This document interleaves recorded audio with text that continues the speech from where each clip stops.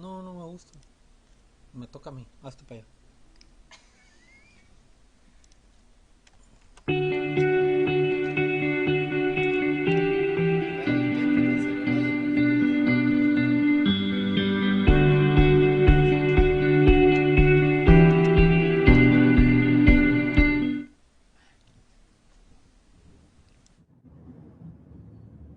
Listo, maestro.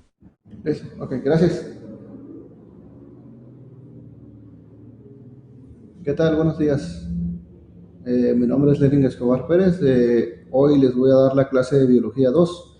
Vamos a ver el tema de la teoría de la evolución. Es un placer estar aquí con ustedes y si tienen alguna pregunta, con muchísimo gusto la resolvemos.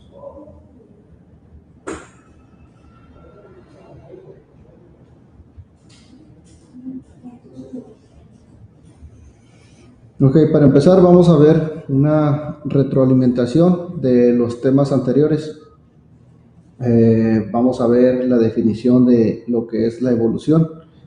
Aquí nos dice que es el proceso mediante el cual los organismos cambian con el tiempo. Es decir, que van cambiando continuamente conforme vaya pasando el tiempo. Pueden ser cambios internos o externos.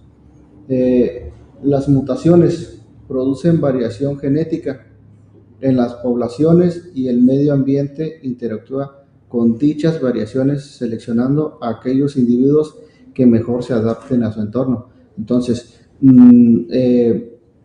estos cambios vienen a desarrollarse no solamente en especies, sino en población de estas especies, es decir, en un gran número considerable.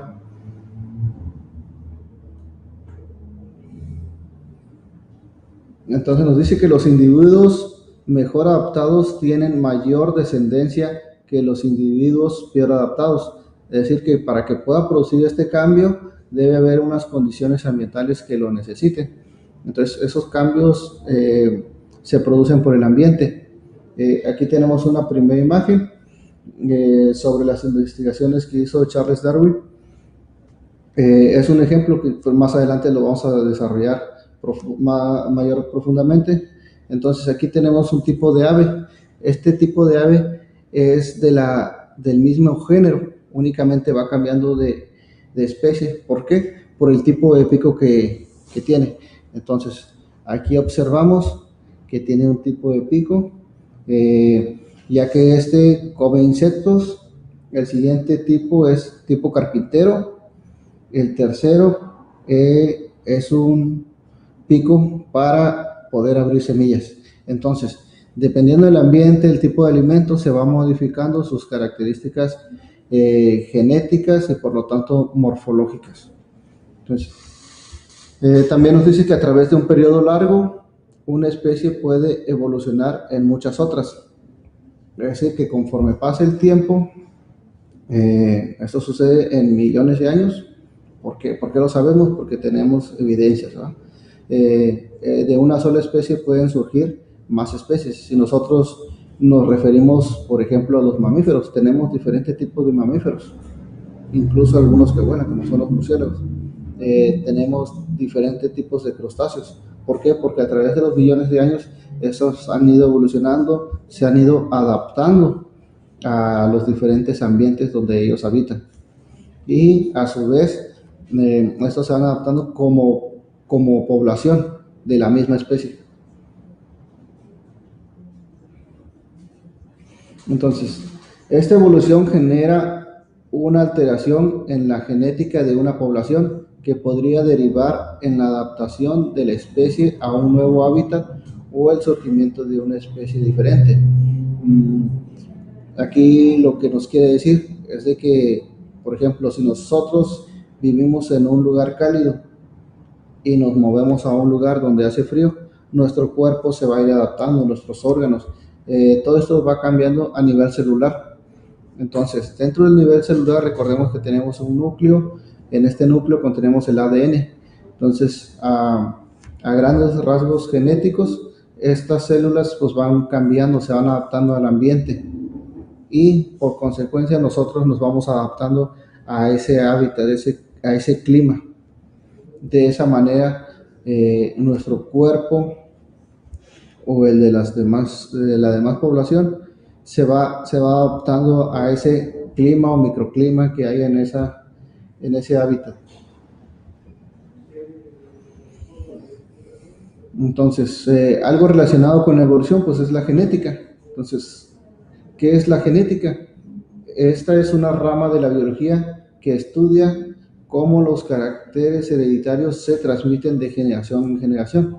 Entonces, mencionamos en la diapositiva anterior que cambiamos desde el nivel celular. Entonces, dentro de la célula tenemos el núcleo. Dentro del núcleo tenemos lo que es el ADN. En el ADN contenemos lo que son los cromosomas y a su vez ahí tenemos a los genes. Entonces, tenemos 23 pares de genes. Estos, a su vez, algunos vienen con malformaciones, que son, a su vez, mutaciones, que pueden ser causados por diferentes fenómenos. Entonces, por ejemplo, aquí tenemos algo muy característico que es el síndrome de Down. Entonces, este tipo de fenómeno es hereditario. Es hereditario, se va transmitiendo de generación en generación. Entonces, ese tipo de gen tiene una mutación, pero también la biología y las ramas de la biología nos ayudan muchas veces a corregir ciertas enfermedades o por lo menos que estas no se vayan agravando.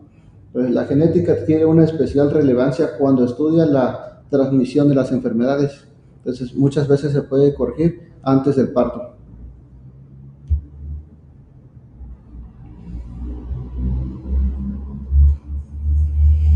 Los genes son la unidad de información que emplean los organismos para transferir un carácter a la descendencia.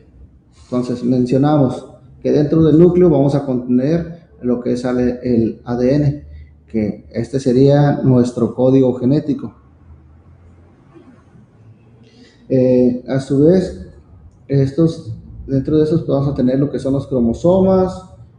Dentro de los cromosomas vamos a tener los genes. Entonces, dentro de esta cadena vamos a tener los diferentes genes. Entonces, que son los que van a mandar la información de los rasgos hereditarios del padre o de la madre. Así como, por ejemplo, hay algunos que muchas veces parecen al tío, al abuelo, ¿no? Pero de esa manera se va descendiendo todas estas características.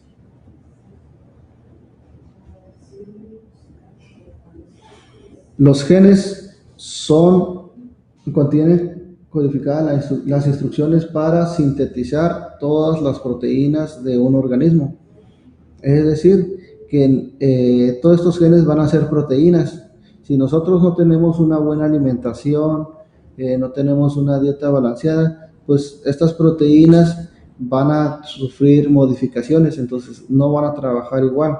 Incluso las hormonas de nuestro cuerpo muchas veces no llegan a funcionar correctamente debido a la falta de nutrientes o proteínas que necesita nuestro cuerpo a nivel celular. Entonces, dentro de nuestras células va a ocurrir un intercambio de líquidos, de nutrientes, de estas, pues estas se van a alimentar, y dentro de las células recordemos que tenemos las mitocondrias. Las mitocondrias son las que hacen el proceso del ATP, el adenosín trifosfato, que son los que le van a dar la energía a la célula. Entonces, nosotros necesitamos nutrirnos correctamente para que estas células puedan cumplir su función. Un ejemplo de ello, cuando nos enfermamos, nuestras defensas no pueden trabajar correctamente, es decir, nuestro sistema inmunológico. ¿Por qué? Debido a la falta de proteínas, de una buena alimentación para que nuestro cuerpo haga frente a esas enfermedades. Entonces, estas proteínas son las que finalmente darán lugar a todos los caracteres de un individuo, es decir, del fenotipo. Okay, ¿qué es el fenotipo? El fenotipo son las características exteriores, es decir, morfológicas. Por ejemplo, si el niño sale con cabello rizado, si sale con cabello lacio, si sale con ojos verdes, cafés, azules, Entonces ese va a ser nuestro fenotipo, lo que se ve de afuera. Y también tenemos el genotipo, que son las características que no se nos miran, que por ejemplo puede ser el comportamiento. Aquí tenemos una imagen de lo que es el genotipo. Entonces el genotipo pues lo tenemos en nuestro interior. El genotipo actúa con el medio ambiente, es decir, con el clima, con las condiciones ambientales, con las alturas, sobre el nivel del mar, y eso a su vez desarrolla lo que es el genotipo. Entonces esas condiciones se dan para que los rasgos exteriores evolucionen dependiendo del tipo de hábitat y nuestro cuerpo cómo vaya asimilando esos cambios.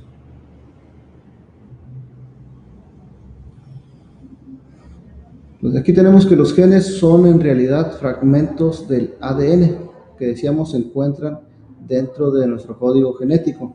¿Qué es el ADN? Pues es el ácido desoxirribonucleico, una molécula que se encuentra en el núcleo de todas nuestras células. Entonces todas las células van a contener lo que es el ADN, sean células animales o sean células vegetales, y constituye una parte esencial de los cromosomas. Entonces las plantas cumplen la misma función. Esas células le dan lugar a otro tipo de nuevas células. Siempre van a ser similares. Entonces va a haber una reproducción celular y van a ser iguales a las otras especies.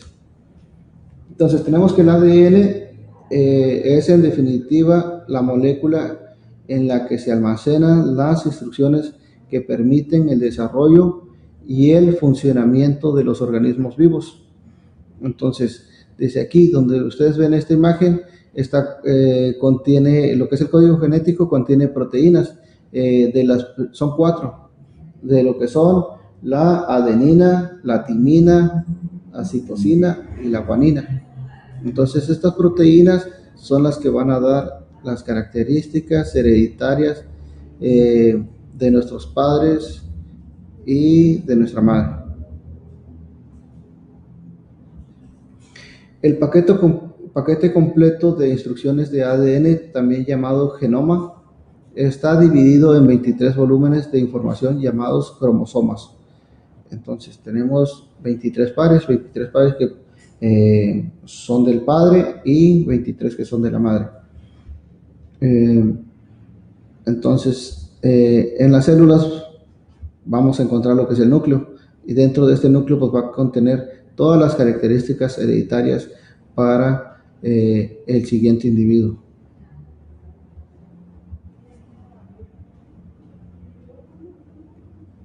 Ok, vamos a entrar un poquito con las teorías de la evolución, cómo surge, cómo nace estas teorías, quiénes fueron los personajes principales que contribuyeron a que existan otras ramas que le ayuden a la ciencia a buscar la verdad de nuestros orígenes.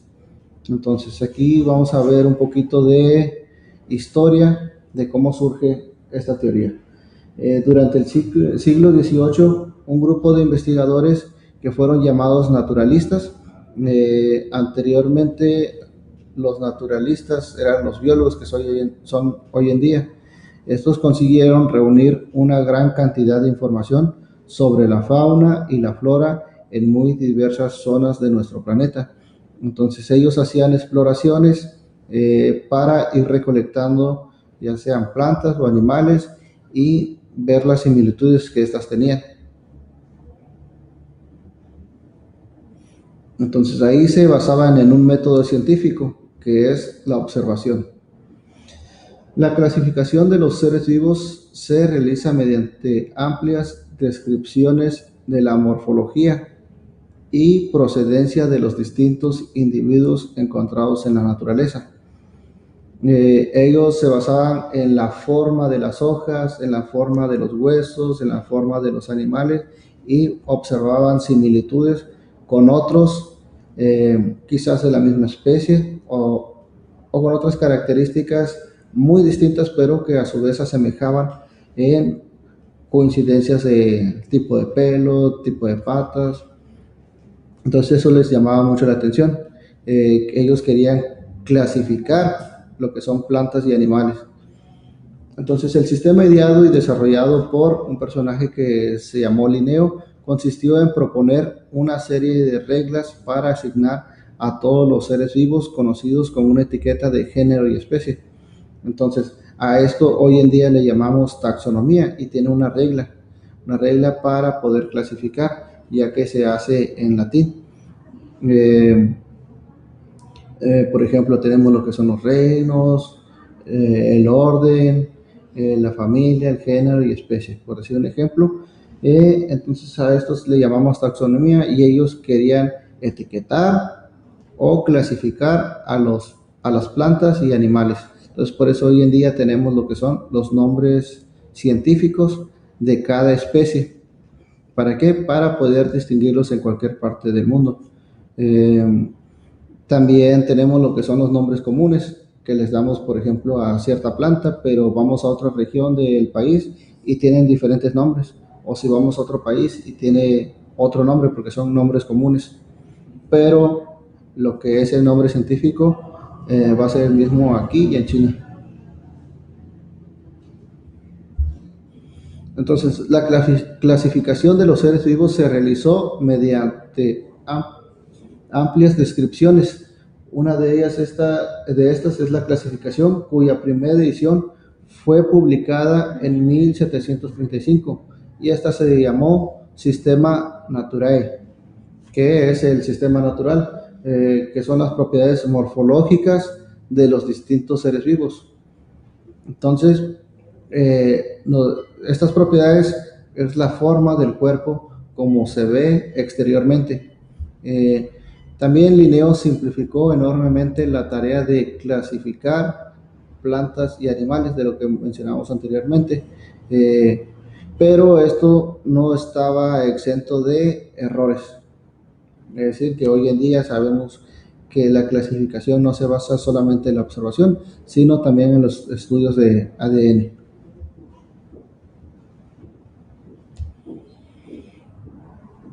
Las especies identificadas constituían grupos de seres bien diferenciados, es decir, que pasaba por diferentes manos para poder clasificar a estos organismos, ya sean plantas o animales, y había una sociedad donde se analizaba si coincidía con las características similares o si no lo eran. Esta perspectiva llamada fijista consideraba que cada una de las especies estaba criada tal y como era y sus individuos no experimentaban cambios a lo largo del tiempo. Un error que posiblemente ellos hubiesen tenido lo observamos con las aves. Las aves cuando son juveniles tienen un color, cuando ya son adultos van cambiando su plumaje y tienen otro color. Entonces ellos pudieran haber clasificado al juvenil como otra especie y al adulto como otra, mas sin embargo es la misma únicamente, ya que estos es la misma especie pero van mudando de plumaje. La acumulación de datos proporcionados por los naturalistas y los avances experimentados en su organización proporcionaron a la adopción de otros enfoques bien diferentes al fijista. Entonces, como pasaba el tiempo, se iban incluyendo otros científicos que fueron ayudando a la clasificación de las especies. Entonces ya no se basaban solamente morfológicamente, sino estudiaban el tipo de hábitat, el tipo de alimento que estos consumían. Después vino otro personaje llamado Lamarck. Él decía que las especies provienen de otras especies, de las más simples a las más complejas. Los órganos de cada especie se desarrollarían como consecuencia de la reacción y adaptación al ambiente. Entonces, como mencionamos anteriormente, estos cambios vienen desde el nivel celular, es decir, desde dentro de nuestro organismo, y se va adaptando desde lo que es el ADN. Entonces se adapta al tipo de cambio, se cambia el tipo de morfología del ambiente, y estos cambios a su vez pues van haciendo que las especies sobrevivan, que se vayan adaptando a este tipo de lugares. Lamarck pensaba que el fijismo era absurdo porque los animales no hubieran podido sobrevivir sin evolucionar a las condiciones climáticas. Entonces hay algunos científicos que decían que las especies siempre eran iguales, siempre habían permanecido igual. Lamarck decía que no. Lamarck decía que las especies iban cambiando continuamente para adaptarse a los diferentes climas, las diferentes estaciones, diferentes alturas, y eso trajo consecuencia a que estos organismos sobrevivieran. La propuesta de Lamarck consiste en defender que los cambios se puedan producir por medio de adaptación al ambiente. Entonces, genéticamente nuestro cuerpo, de nosotros, de los animales, de las plantas, pues tienen que ir a adaptarse, ¿no? Y pues ir formando ese cambio para poder sobrevivir. Ciertos órganos se refuerzan y algunos se atrofian cuando estos no se utilizan. Vamos a mencionar aquí un claro ejemplo de la muela del juicio. Por ejemplo, nuestros antepasados tenían una quijada más alargada. Hace 3.2 millones de años. Después vemos que el Homo erectus, esa quijada se va metiendo hacia la superficie de lo que es la cara. Después tenemos al Homo neanderthalis y al último tenemos al Homo sapiens sapiens. Si observamos aquí, los cráneos son muy diferentes, tienen mayor número de dientes. Conforme pasó el tiempo, estos se fueron adaptando. ¿Cómo? Por el tipo de alimento. Ellos comían carne cruda, después descubrieron el fuego, fueron calentando la comida. Entonces esos dientes ya no los utilizaban para moler o triturar la carne, ya que al cocer los alimentos, pues estos se vuelven más blandos. Entonces, ¿qué provocó esto? Que se atrofiara lo que es la muela del juicio. Entonces, como la quijada se fue recorriendo, esta muela pues ya no la ocupamos. Entonces, por eso muchas veces lo tienen que extraer. ¿Por qué? Porque hace un roce con los demás dientes y eso provoca dolor. Entonces, al tener una cavidad muy pequeña, pues se tiene que extraer, ya que nosotros no lo utilizamos para masticar carne cruda. La cocemos y pues su consistencia cambia, ¿verdad? Se vuelve más blanda la carne, o incluso pues hoy en día nos alimentamos de otros alimentos muy diferentes a nuestros antepasados.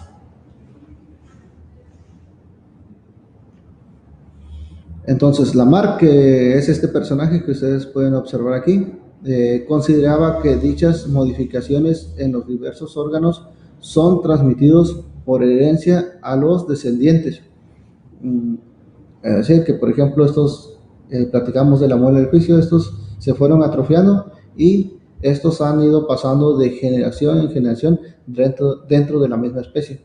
Igual, hay muchos ejemplos con otros organismos, que son plantas y animales. Se puede decir que fue Lamarck el primero en formular una hipótesis evolucionista. Tenemos por ahí a Darwin, pero hay muchos otros que también contribuyeron a lo que es la teoría de la evolución.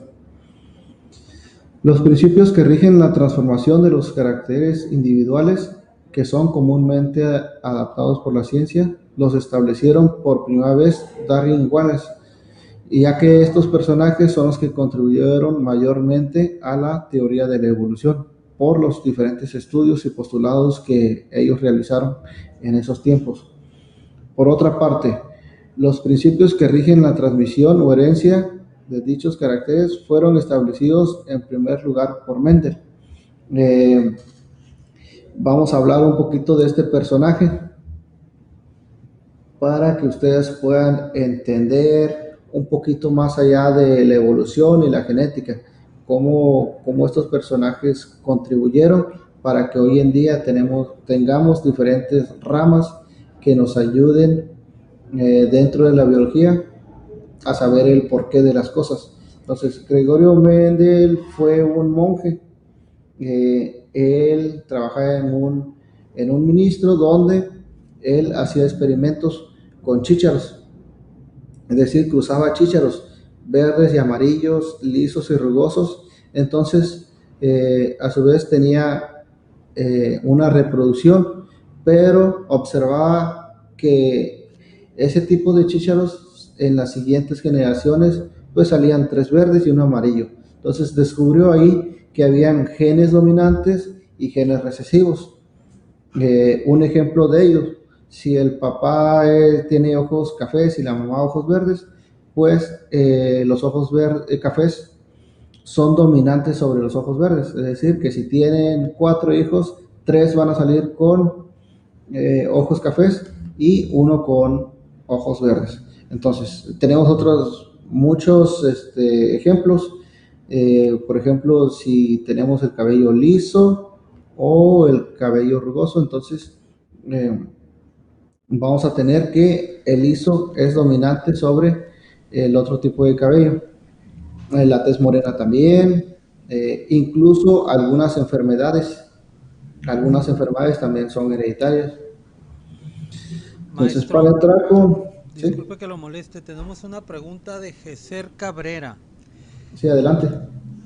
Dice, ¿es evolución o adaptación? Es evolución, pero para que se dé este tipo de evolución tiene que haber una adaptación. Y dentro de esta adaptación, pues va desde el nivel celular, como mencionábamos, que corresponde al ADN.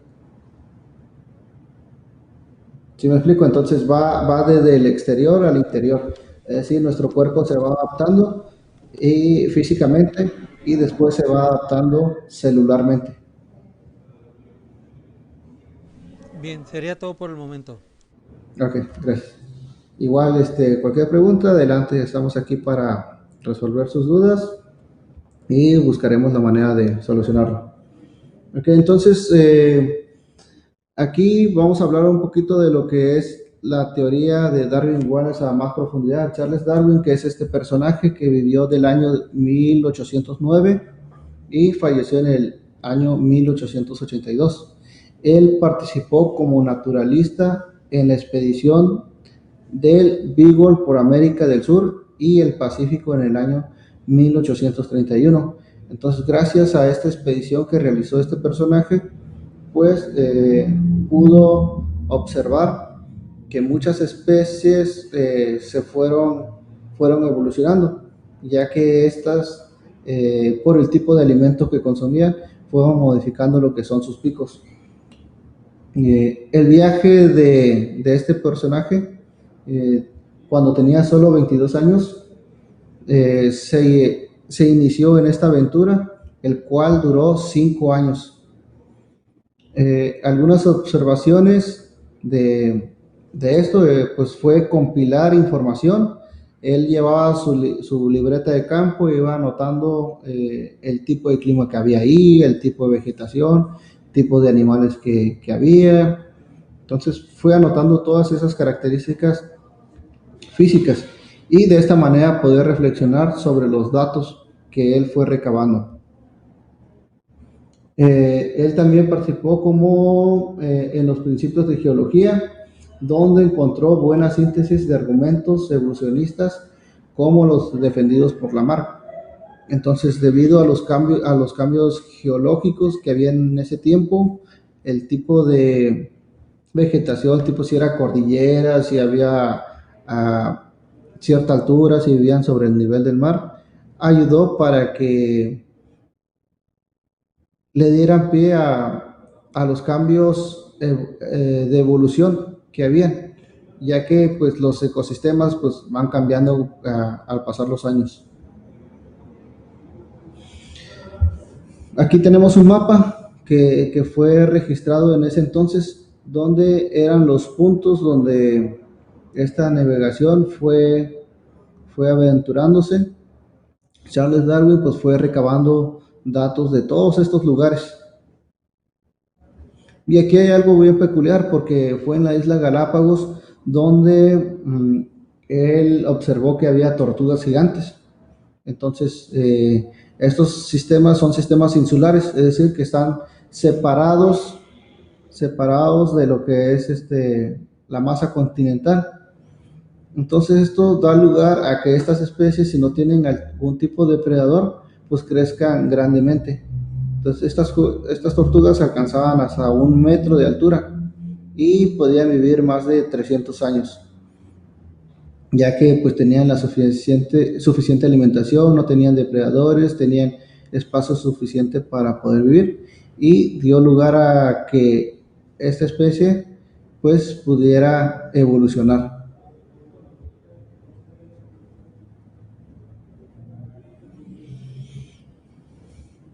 En los años sucesivos del viaje de Darwin, eh, fue elaborando sus propias ideas, sus propios pensamientos y recogiendo nuevos datos que le ayudaron posteriormente a formular lo que es su teoría.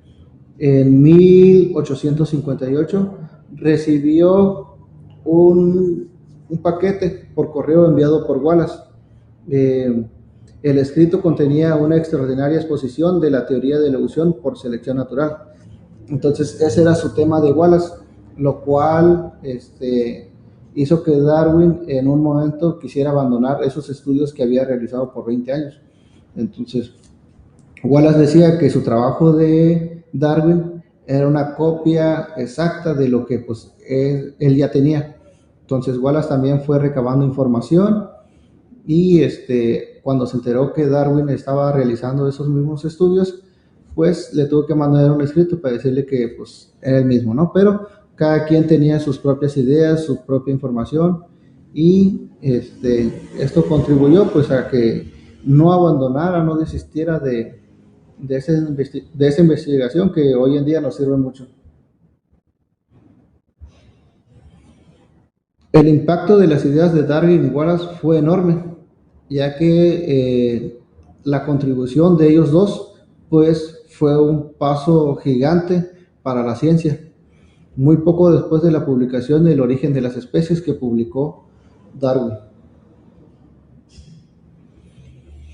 Entonces vamos a entrar a otra teoría que se llama teoría sintética de la evolución. En ella nos dice que la evolución, también conocida como síntesis evolutiva, se construyó en el periodo de 1930 y 1950, principalmente por las aportaciones de 3 disciplinas.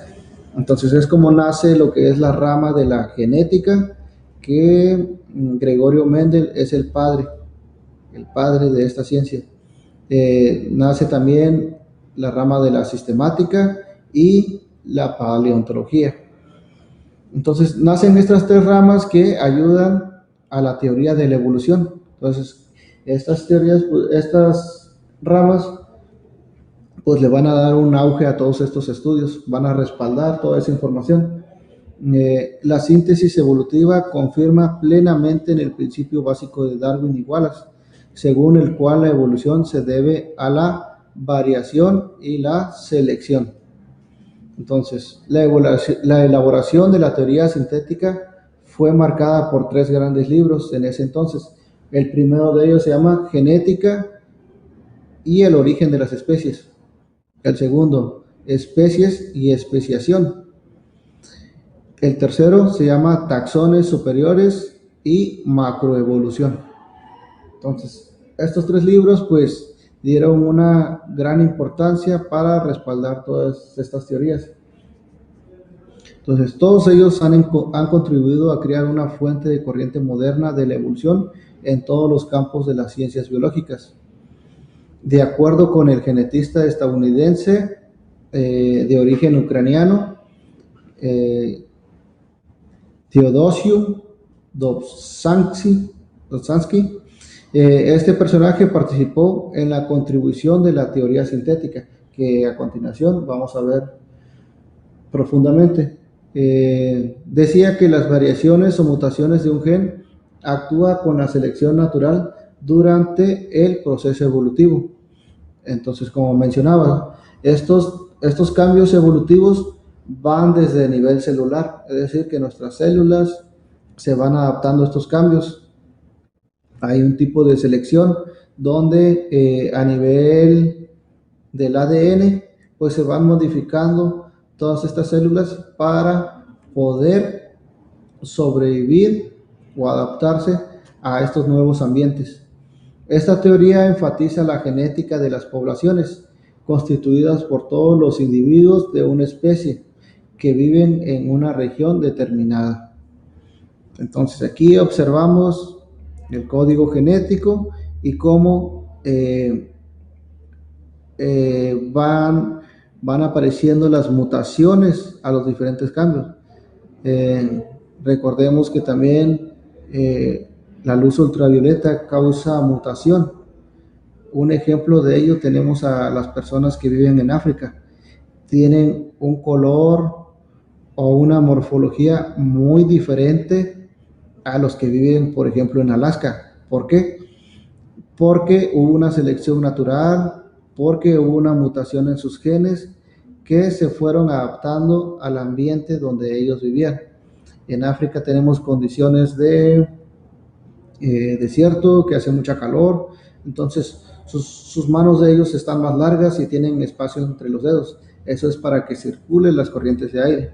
También son delgados, tienen una piel con mayor pigmentación porque a ellos no les causa cáncer en la piel, porque los protege lo que es esa pigmentación. Entonces estos cambios o mutaciones se fueron dando desde lo que es el ADN y a su vez ellos transmitieron a las siguientes generaciones ese tipo de cambios, esas características hereditarias, pero se van dando conforme a la evolución y esto pues puede pasar en millones de años. Entonces esto trae a la investigación de diversos biólogos en este campo y ha dado por resultado un enorme conjunto de pruebas científicas que respaldan la evolución por selección natural, y el ejemplo que les acabo de dar es uno de ellos.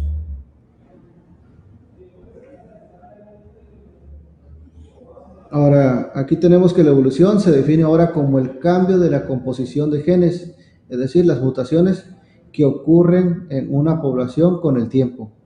¿Qué significa esto? Que la evolución se refiere a cambios en rasgos hereditarios o mutaciones sobre los que actúa la selección natural. También nos dice que no son los individuos los que evolucionan, sino las poblaciones. Es decir, que una sola persona no va a evolucionar, sino que va a ser toda la población. Una planta no va a evolucionar, sino que todas las de su misma especie, de esa población, pues van a evolucionar. Ahora, tenemos un ejemplo de la evolución.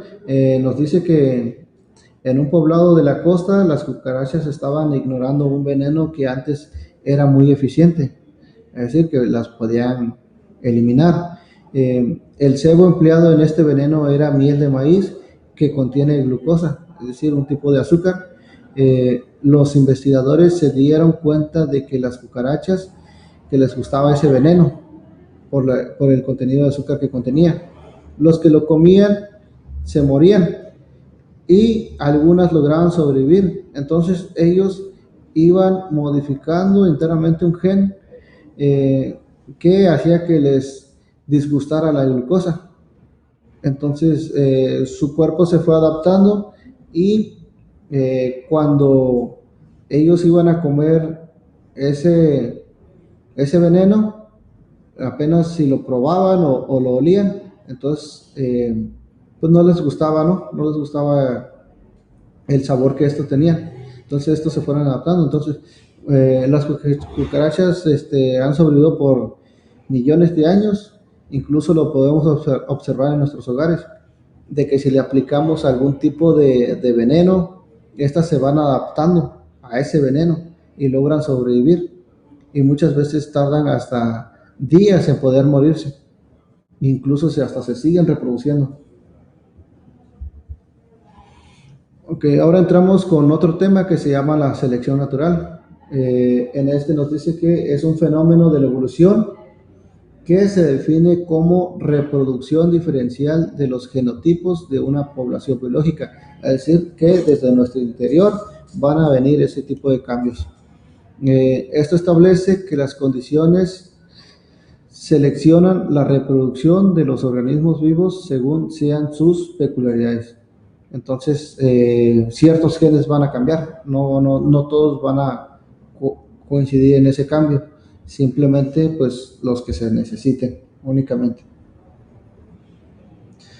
Pero esta selección igual fue propuesta por Darwin como medio para explicar la evolución biológica. Entonces, al pasar los años, observaron que igual había algunos errores, pero con la contribución de otros científicos, pues estos los iban respaldando y pues iban haciendo diferentes cambios en esta teoría.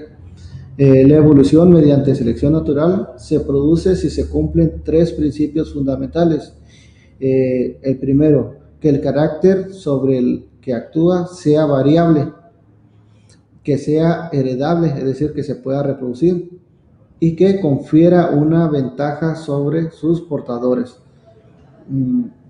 A lo que nos quiere decir esto, de que cada que se reproduce otra especie, pues ya venga con esa información, con ese cambio.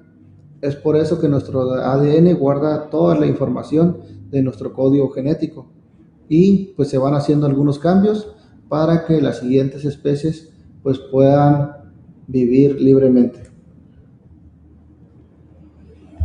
Entonces, este último contiene como consecuencia un mayor número de descendientes y se conoce como capacidad reproductiva diferencial.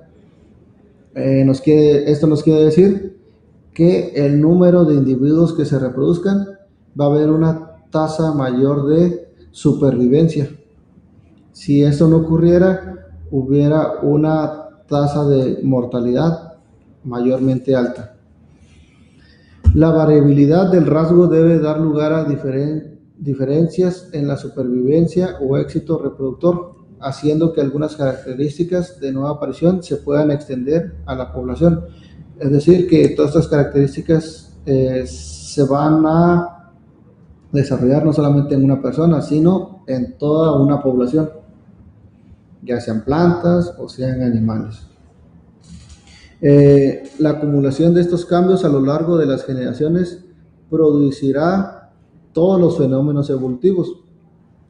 Aquí tenemos un ejemplo de las jirafas.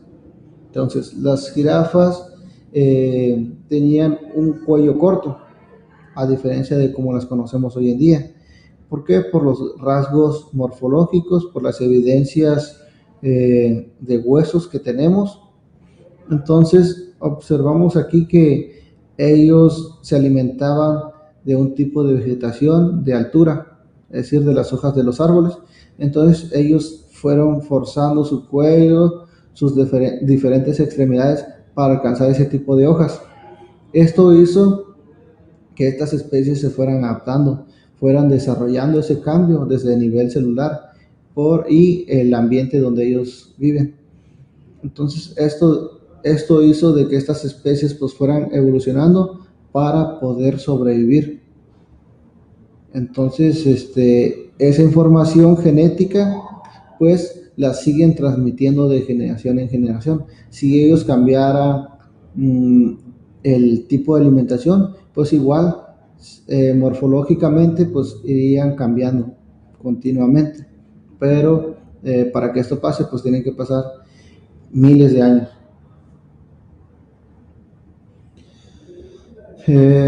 Entonces tenemos la selección natural, pero también tenemos la selección artificial. Entonces esta es la técnica de control reproductivo mediante el cual el hombre puede seleccionar los fenotipos de organismos domésticos o cultivados.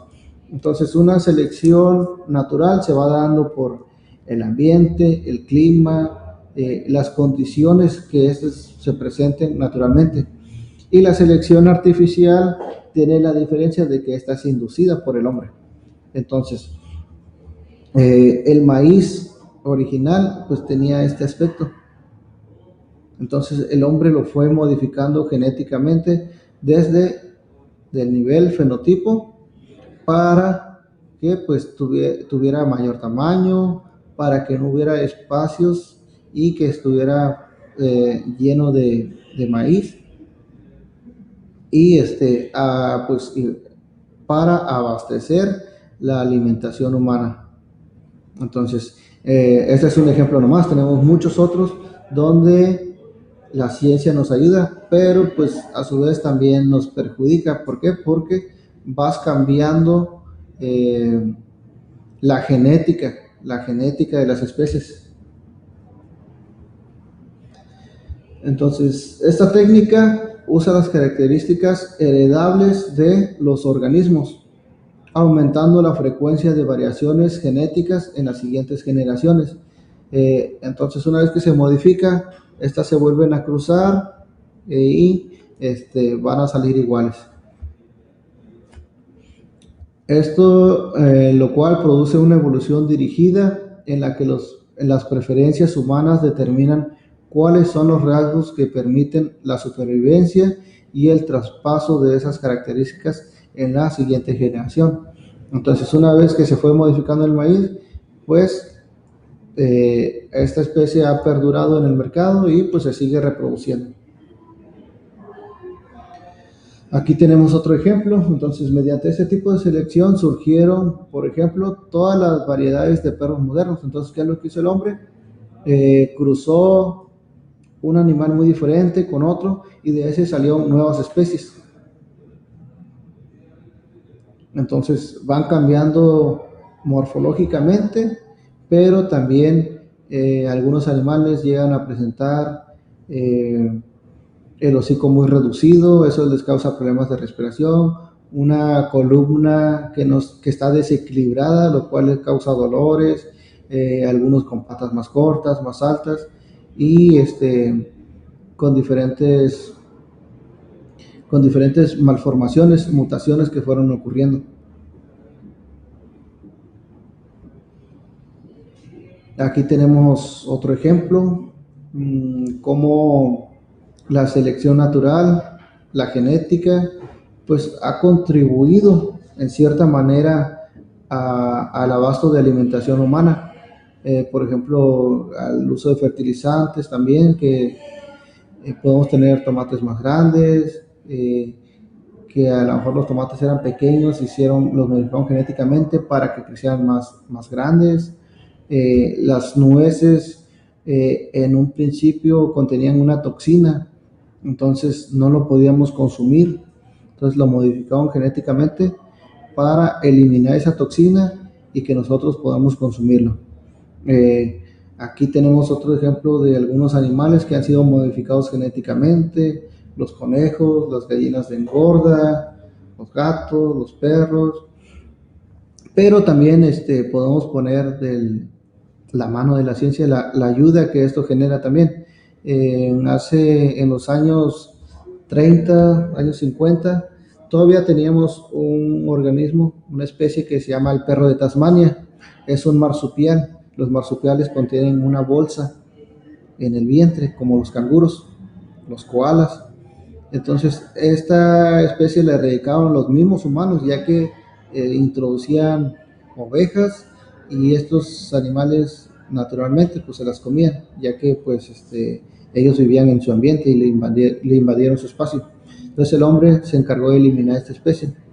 Hoy en día, gracias a la genética y todas las ramas de la ciencia, pues se están haciendo estudios para recuperar esta especie, ya que no fue eliminada naturalmente, sino que fue eliminado por la obra del hombre. Muy bien, pues aquí terminamos lo que es este tema. Continuaremos con las siguientes clases. Si tienen algún comentario, me lo pueden hacer saber aquí, o igual tenemos la plataforma de Classroom, donde con gusto se les podrá atender. Muchísimas gracias.